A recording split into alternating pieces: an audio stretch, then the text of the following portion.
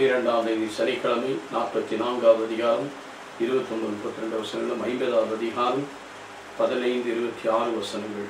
அதில் மிகச்சிறப்பாக 50வது அதிகாரம் 25வது வசனம், மீண்டும் யோசேப்பு உங்களை கனிவுடன் சந்திக்க கடவுள் உறுதியுடன் வருவார் சொன்ன வார்த்தையை பாருங்கள். கடவுள் உங்களை கனிவுடன் சந்திக்க உறுதியாக வருவார். அப்போது நீங்கள் என் எலும்புகளை இங்கிருந்து எடுத்துச் செல்லுங்கள் என்று சொல்லி இஸ்ரவேல் புதரிடம் உறுதிமொழி பெற்றுக்கொண்டார். கடவுள் மீண்டும் உங்களை கனிவுடன் சந்திக்க வருவார்.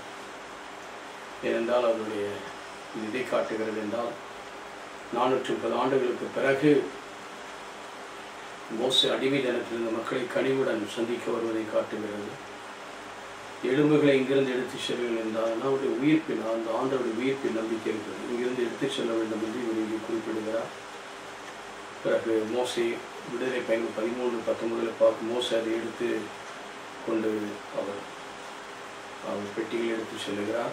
மீண்டும் யோசுவா 24-33 பார்க்கிறோம். அதை அடக்கம் பண்ணுகிறார். இதை எபிரேயர் புத்தகம் 11-22 அவர்கள் நம்பிக்கையினால் அந்த எலும்பை எடுத்துக்கொண்டு போனார்கள் என்று 11-22 பார்க்கிறோம். இப்படியாக யோசேப்பு ஆண்டவர் வருவதை குறிப்பிட்ட தன்னுடைய எலும்பை அவர்களிருந்து எடுத்துச் சென்று உயிர்ப்பின் நம்பிக்கையை பயணத்தில் எடுத்துச் செல்கிறார்கள். பிறகு யோசுவா காலத்திலே 24 புதைக்கப்படுகிறார்.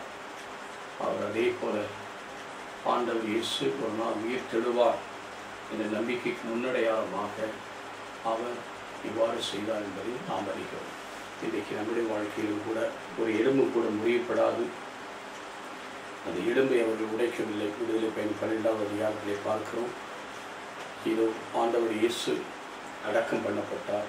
மீண்டும் அதே உடலோடு உயிர்க்கிறார். நாமும் கூட ஆண்டவருக்கு உயிர்த்தெழுந்து உயிர்த்த உடலால் நாம் உலகில் பாவத்துக்காய் மரித்து ஜீவனுக்காய் படைத்து அழிவுக்கு அறியாமல் சாகாமை அணிந்து கொண்டு ஆண்டவருக்கு உயிர்த்தல் நம்பிக்கையில் வாழ நம்ம ஒப்புக்கொடுப்போம். நல்ல ஆண்டவரே, எங்கள் வாழ்வு என்னாலும் மக்கள் வழி நடத்தப்பட இந்த எலும்பு எது முறியப்படாது என்று சொன்னது போல விழாவை ஈட்டியால் குத்தி ரத்தம் நீரும் தான் வெளிவந்தன.